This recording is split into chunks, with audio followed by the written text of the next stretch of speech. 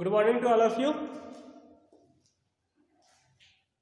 देखते हैं सर्वेइंग का मेरा लेक्चर है और जो टॉपिक हमारे साथ चल रही है ना, तो चेन का टाइप ऑफ पहले था टाइप्स ऑफ चेन, फिर नेक्स्ट आया टाइप्स ऑफ टेप्स आया, अब आया नेक्स्ट जो ऑपरेटर्स है एरो। मतलब ये जो लीनियर मेजरमेंट के जो ऑपरेटर्स है ना, लीनियर मेजरमेंट के इंस्ट्रूमेंट यंत्र जो भी चीजें हैं वो क्या है हमारा, वो तो दो एक टेप बता, एक चेन बता दिया, दूसरा टेप, तीसरा ये हमारा पहला हमारा क्या था, पहला रेंजिंग रॉड था, दूसरा चेन था, तीसरा टेप, चौथा हमारा एरोस है। एरोस क्या है? एरोस। ये इसकी थोड़ी सी शॉर्ट नोट्स लिख लीजिए इसके बारे में।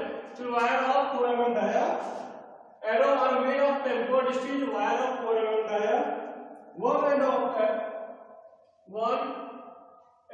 of the arrow is bent into a ring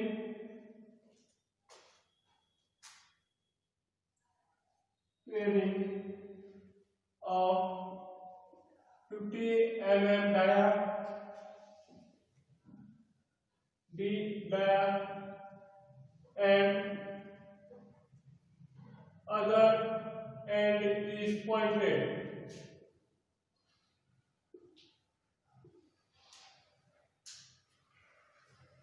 Its overall end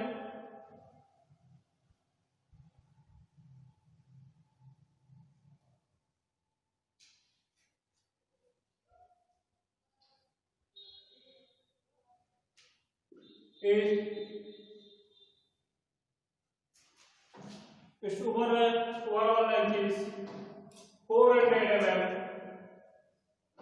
mm.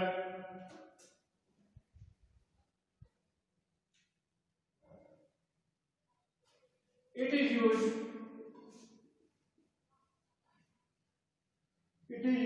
for counting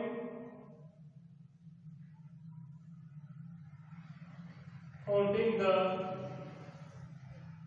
number of chains while measuring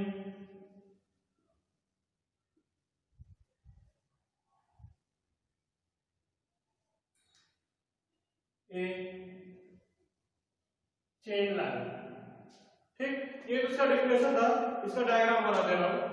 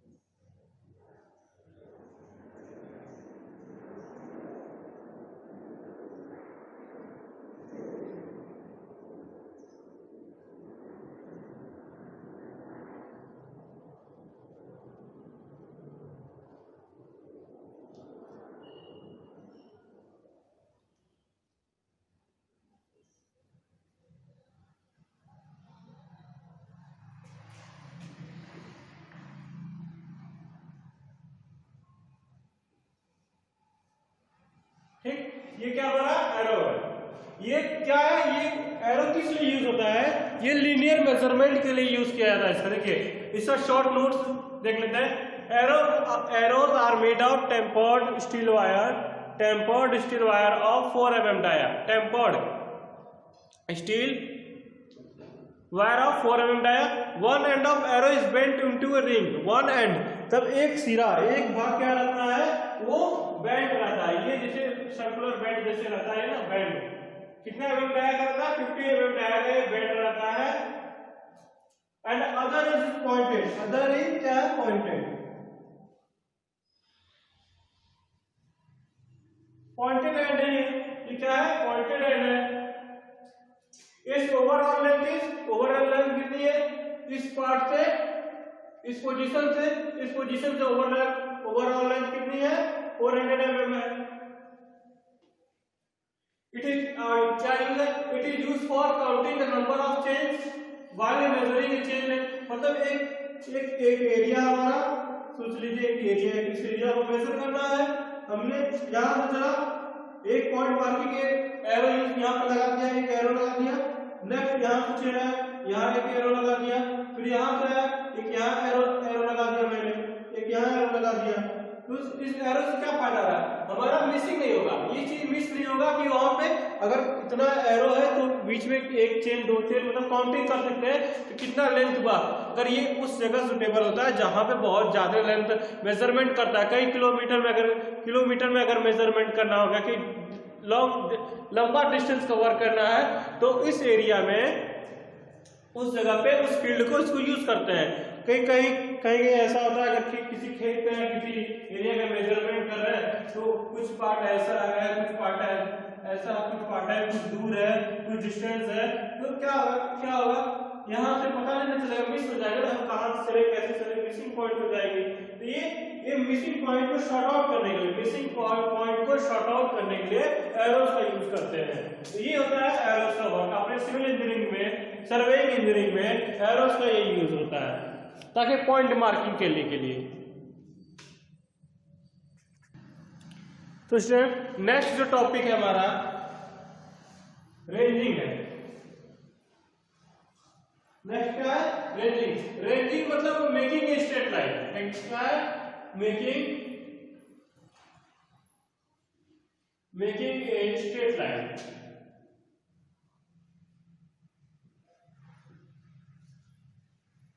मतलब कोई स्ट्रेट, रेंजिंग मतलब एक स्ट्रेट एक सीधी लाइन बनाना। रेंजिंग के बारे में जो डिफिनेशन था उसका डायग्राम में रेंजिंग रॉड, चाहे जो अप्लायंसेस यूज हुआ था, इंस्ट्रूमेंट यूज हुआ था, रेंजिंग रॉड हुआ था, उसके बारे में पूरी डिटेल मैंने बता दिया था। उसकी पूरी डिस्क्राइब नोट्स मैंने आपको दी थी और समझाया भी था, और नोट्स भी आपको प्रोवाइड हो जाएगी।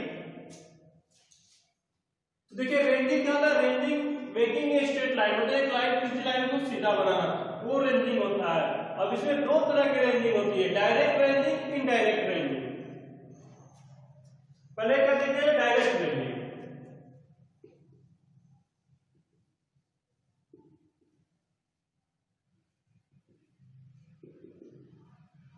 Direct ranging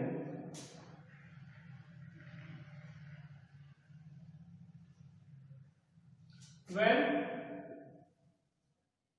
intermediate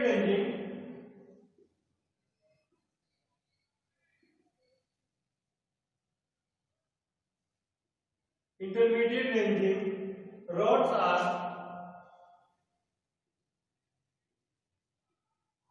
fixed on a straight line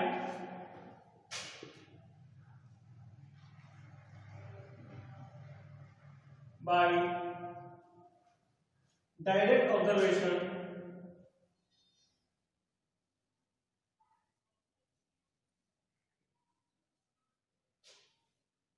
from end station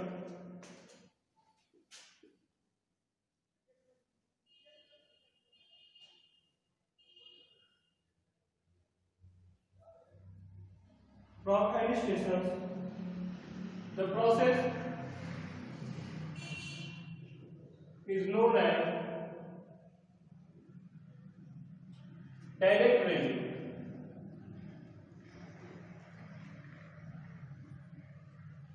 Process is known as direct ranging.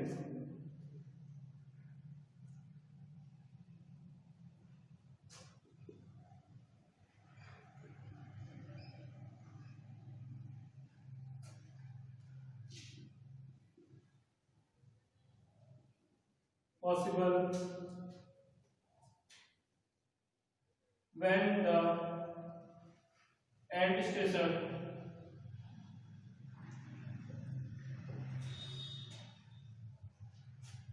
are intervisual.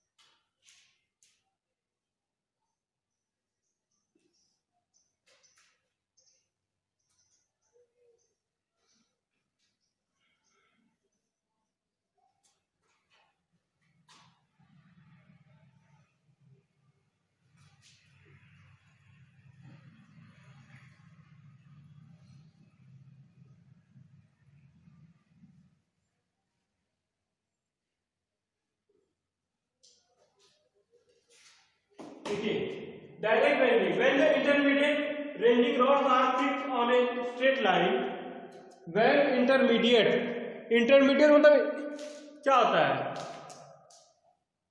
एक दूसरे के बीच के, इंटरमीडिएट मतलब एक दूसरे के बीच के, when intermediate ranging rods are fixed on a straight line by direct observation from end station, मतलब अगर स्टेशन से दूसरे, अगर एक स्टेशन के एंड से देखें तो हमको सब एक स्ट्रेट लाइन में दिख रही हो, मतलब एक पॉइंट से एक रेंजिंग रॉड के जहां खड़े हैं वहां से अगर देख रहे हैं तो स्ट्रेट दिखाई दे रही है, सब एक पोजीशन पे दिखाई दे रही है। अब सोचिए ये चार कॉलम है, और ये हमें देखना है कि बाय नेकेड बाय आई से हम क्या से दिख रही है, ये स्ट्रेट एक जगह पोजीशन पे है कि नहीं। अगर मैंने यहां से देखा, बाकी के सारे पीछे नहीं दिखाई दे रहे हैं, अगर इस पोजीशन पे खड़ा हूं मैं देख रहा हूं, बाकी कोई पीछे नहीं दिखाई दे रहा है, अगर यहां से देख रहा हूं तो इस पोजीशन से, तो मतलब ये सब एक पॉइंट पे है। अगर ये अंदर बाहर थोड़ा बाहर दिख रहा है, इसका मतलब ये स्ट्रेट नहीं। वही कंडीशन पे अगर यहां से देख रहे हैं आपके साथ स्ट्रेट है तो आपको ये स्ट्रेट लाइन दिखेगी। तो मतलब क्या रेंजिंग सही है हमारा, and the process is known as direct ranging. इस रेंजिंग को डायरेक्ट रेंजिंग कहते हैं, मतलब एक पोजीशन से अगर देख रहे हैं बाकी सारा आपको हिडन दिख रहा है, बाकी और सब हमको नहीं दिख रहा है, इसका मतलब सब एक पोजीशन पे है। और अंदर बाहर मतलब थोड़ा अंदर बाहर या आउटसाइड इनसाइड ऐसा कुछ कंडीशन उसमें नहीं है। जो लास्ट लाइन है उसमें थोड़ा सा ध्यान दीजिएगा। Direct ranging is possible when the end station are intervisible end station are intervisible, मतलब एक दूसरे स्टेशन जो है जो दिखाई दे रहा है। ऐसा नहीं कि यहाँ पे मैंने लगाया स्टेशन आपको कहाँ पे ये स्टेशन, जैसे ये पहला स्टेशन, दूसरा स्टेशन, तीसरा, तब ये एक दूसरे को दिखाई दे रहा है, इंटरविजिबल हो रहा है, मतलब कि इसमें बीच में कोई ऑब्स्टेकल नहीं, रुकावट नहीं है, किसी तरह का रुकावट नहीं है। यही होता है हमारा डायरेक्ट रेंजिंग, मतलब बीच में कोई पेड़ पौधा या पहाड़ ऐसा कोई कंडीशन इसमें सिचुएशन ऐसी नहीं आई है, तो होती है डायरेक्ट रेंजिंग उस समय। ठीक, ये तो डायरेक्ट रेंजिंग था। अब इसमें जो सेकंड पार्ट है वो है इनडायरेक्ट रेंजिंग। देखिए इनडायरेक्ट रेंजिंग देखते हैं, इसका डेफिनेशन क्या है, इसके बारे में क्या डेफिनेशन है उसकी देखते हैं।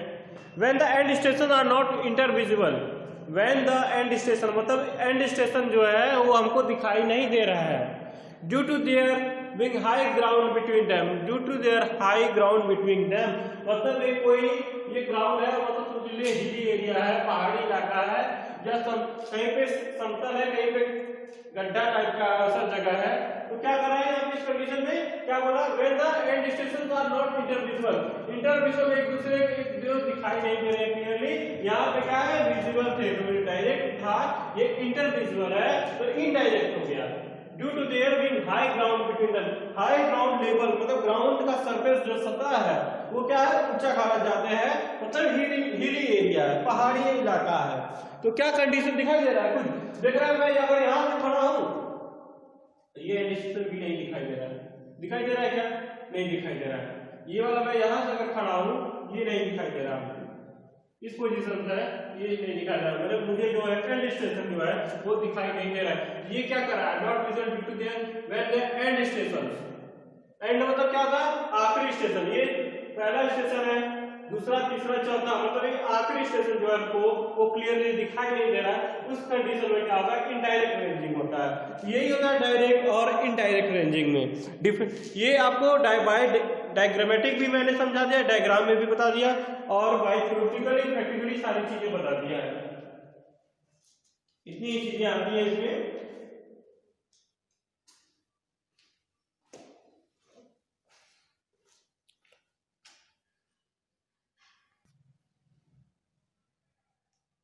नेक्स्ट टॉपिक आते हैं folding and unfolding of chains. Folding and unfolding of chain next topic है। अब इसमें देखिए अनफोल्डिंग,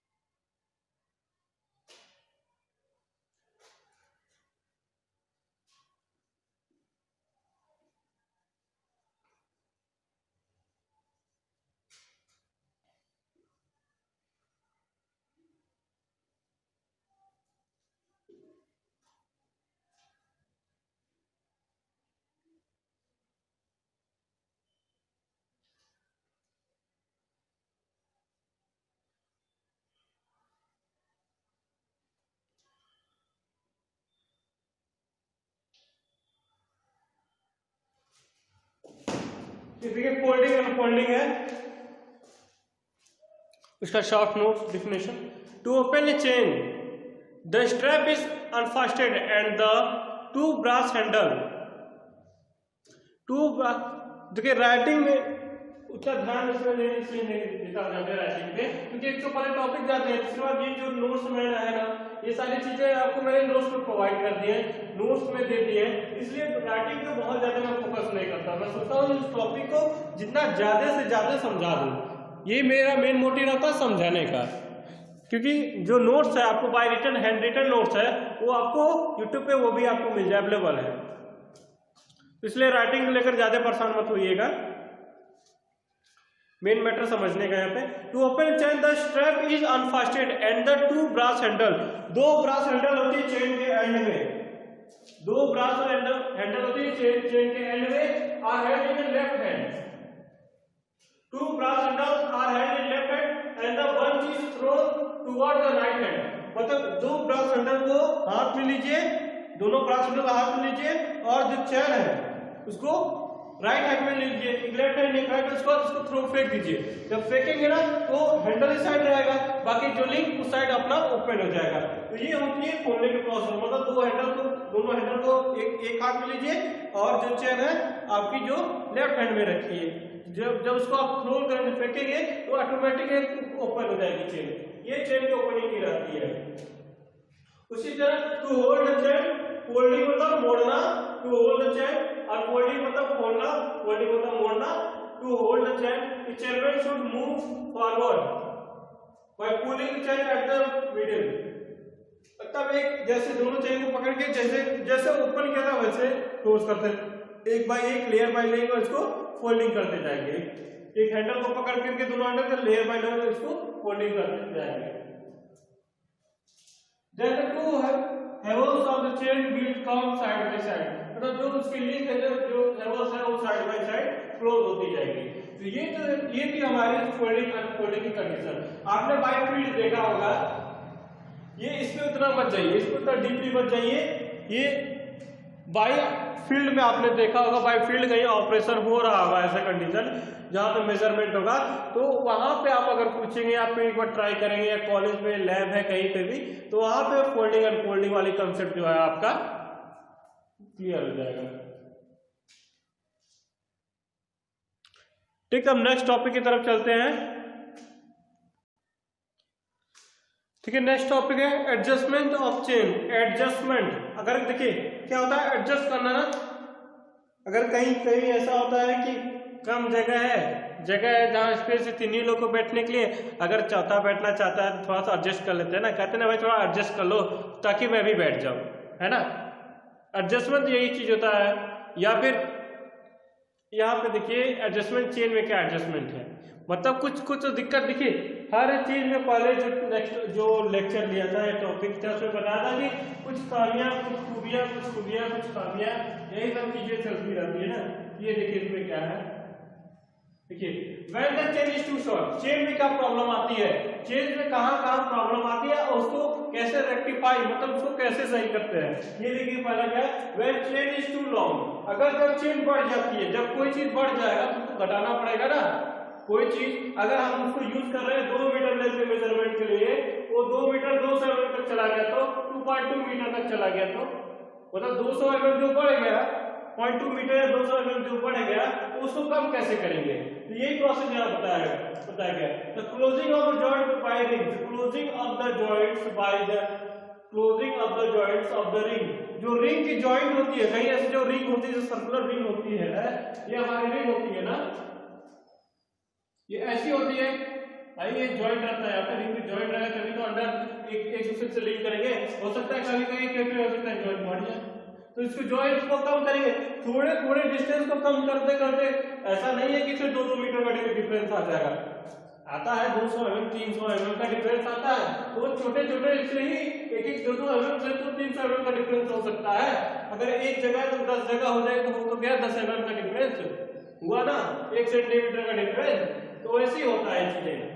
तो closing of the joint of the ring, मतलब जॉइंट के रिंग के जो जॉइंट है उसको क्लोज करने करके, हैमरिंग का एलोंगेटेड रिंग, हैमरिंग मतलब हथौड़ी हथौड़ी मारना, इलॉन्गेटेड मतलब जो फैला हुआ रिंग है, जो रिंग फैल गई है तो टेम्परेचर की वजह से, या तो खिंचाव की वजह से या तो टेम्परेचर तापमान की वजह से, ज्यादा अगर टेम्परेचर है तो उस केस में क्या होता है, जो ये स्टील है लोहा जो पिघलता है तो क्या हुआ, वो फैल गई, तो उसको हैमरिंग करके ये हुई। Next replacing some old in new, मतलब जो ओल्ड रिंग्स है, replacing some old in new rings, मतलब जो कुछ पुरानी है वो जो घिस चुकी है उसको चेंज करके। भाई जो घिस चुकी है, जो घिस जाएंगी, अब सोचिए एक रिंग हमारी ऐसी थी, ठीक, और एक रिंग क्या हुई, ये घिसते घिसते, सॉरी, एक रिंग की क्या हुई हमारी, देखिए एक रिंग तो पूरा ऐसे कंप्लीट था जब ये नया था, कुछ ध्यान देखिएगा, जब ये नया था तो पूरी ड्राई तो सब बराबर था, ठीक, लेकिन जब ये पुराना हो गया तो क्या हुआ, कहीं पे घिस गया, कहीं पे ऐसे, कहीं पे जाते, कहीं पे कम, ऐसे। ये देख रहे हैं यहाँ की डाया कम हो गई, यहाँ की डाया कम हो गई, बस ये डाया बराबर है, लेकिन ये डाया पूरा, और जो पूरा डाया है ये चारों तरफ बराबर है, बस इसका जो डाया है यहाँ कहीं कम है, कहीं ज्यादा है, कहीं कम है, कहीं, तो ये एक पार्ट घिस गया, जो घिस गया पार्ट वो बड़ा हो जाएगा, उसका साइज जब बड़ा गया तो बड़ा गया तो क्या होगा, उसको न्यू में बदल देंगे, हो गया। Removing some old rings, old वाली घिसी हुई या कोई दिक्कत ऐसी समस्या है तो जाते टाइम से चेंज कर देंगे। ये तो कंडीशन थे when change is too long, वो चेंज जब बड़ा हो गया तो। अब नेक्स्ट कंडीशन क्या है, when change is too short, जब चेंज शॉर्ट है मतलब छोटी हो गई है तो उस कंडीशन में क्या करेंगे, स्ट्रेंथनिंग द बैंड, मतलब जो छोटी हो गई है तो मतलब रिंग्स दब गई है, रिंग्स या लिंक्स, जो लिंक्स हमारे ऐसे लिंक्स होते हैं ना, जो लिंक्स होते हैं हो सकता है वो टेढ़ा हो गया, अगर लिंक्स हो सकता है, अगर टेढ़ा हो गया जो लिंक है, अगर टेढ़ा हो गया तो इस पे ज्यादा ऐसे लगेगा, और जो ये जो डिस्टेंस है हमारा, ये डिस्टेंस कम हो गया, ये डिस्टेंस ज्यादा है, ये डिस्टेंस तो कम हो गया, हमारा घट गया, तो इसको सीधा कर लेंगे, बस सीधा करके हो जाएगा maintain. Opening the joints of link, मतलब लिंक का जॉइंट अगर बहुत ज्यादा क्लोज हो गया है, बहुत ज्यादा दब गया है लिंक का जॉइंट, तो उसको ओपन कर लेंगे, ओपनिंग से हो जाएगा। Replacing the old link by some new link, तब कुछ अगर ओल्ड जो है, जो हमारी ओल्ड हो चुकी है, जो कारगर नहीं है, जो गलत मेजरमेंट दे रही है, उसको हम चेंज कर देंगे। Inserting new rings where necessary, जहां पे नया रिंग की आवश्यक है वहां पे नया रिंग का यूज करेंगे।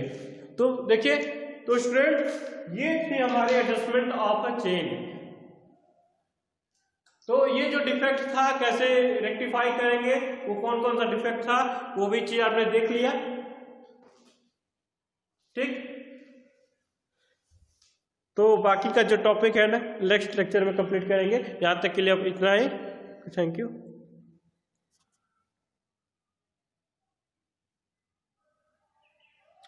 ठीक है।